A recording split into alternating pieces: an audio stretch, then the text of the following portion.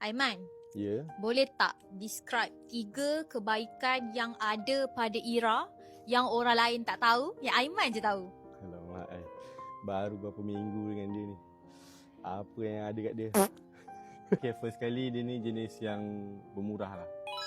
Dia orang kata kalau dia faham kalau kita ni tak ada duit, dia tak kisah nak belanja ke tak nak belanja ke. Dia jenis macam tu, murah orang kata murah hati. Murah hati ke murah rezeki, macam tu lah lebih kurang.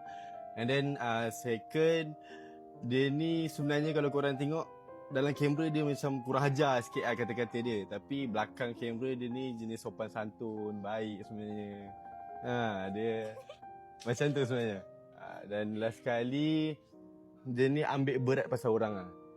Dia macam, kalau kita, contohlah kita ada masalah, tiba-tiba dia lah orang nombor 1 yang tanya apa masalah yang kita ada. Itulah Ira sebenarnya. Sebenarnya dengan Aiman je.